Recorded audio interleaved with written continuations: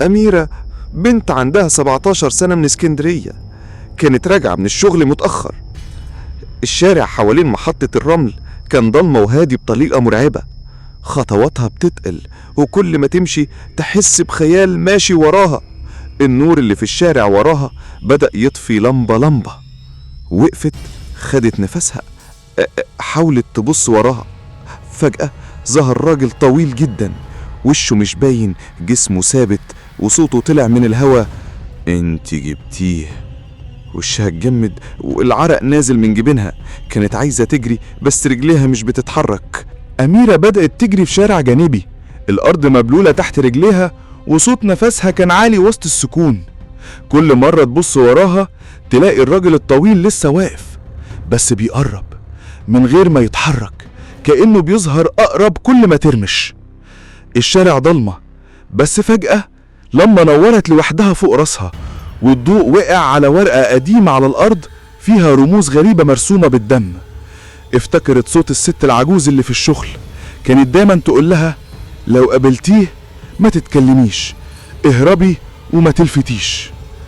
بس أميرة بصت والراجل كان وراها على بعد خطوة.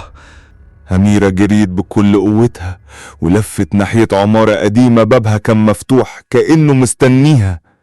دخلت بسرعة وبصت وراها، الراجل اختفى.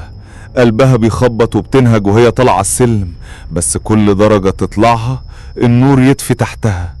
في الدور التاني لمحت شقة بابها موارب ونور خفيف خارج منها. قربت والريحة كانت زي ريحة لحم فاسد.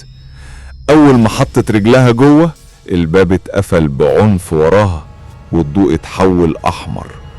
قدامها كان في حيطة متعلقة عليها مراية كبيرة، شافت فيها نفسها بس مش هي. وشها مشوه وعيونها سودة والدم نازل من مناخيرها، ورغم انها ما فتحتش بقها انعكاسها قال: انتي فتحتي، استحملي. أميرة رجعت لورا، بس ظهرها خبط في حيطة والحيطة كانت دافية وبتتنفس. لفت بسرعة، لقت الحيطة فيها وش مشوه بيصرخ من جوه الأسمنت وعينيه بتتحرك. سابت الشقة تجري، لكن الأرض نفسها بدأت تتشق وكل حاجة حواليها بتسيح زي الشمع. الراجل الطويل ظهر من الباب، بس المرة دي كان وشه باين، وشها هي بس مشوه وعينيه مقلوبة. قال بصوت خشن: كلهم دفعوا التمن، دورك جه. أميرة وقعت على الأرض وكل حاجة حواليها كانت بتدوخ. الأصوات دخلت ببعض، صراخات، بكا، دعاء. بصت على ايدها، لقيتها ماسكة كتاب قديم، صفحاته بتتحرك لوحدها وكل صفحة بتعرض صورة حد مات. آخر صفحة كانت صورتها. البيت اختفى. لقيت نفسها واقفة في نص محطة الرمل، الناس ماشية عادي بس مفيش حد شايفها. قرب منها صوت الست العجوز ووشها باين أخيرا، بس كان وش محروق بالكامل. قالت لها: انت بقيتي منهم. أميرة وقفت في نص محطة الرمل، الناس حواليها ماشية بسرعة بس شكلهم مش طبيعي، وجوههم ضبابية، عيونهم سودة بالكامل. كل لما تمد ايدها تلمس حد يعدي من خلالها كأنها هوا.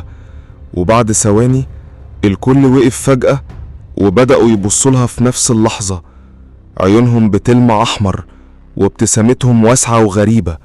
وفجأة الكل قال بصوت واحد: رجعتيه، رجعتي الكتاب. الصوت كان طالع من كل الاتجاهات، حتى من جوه دماغها.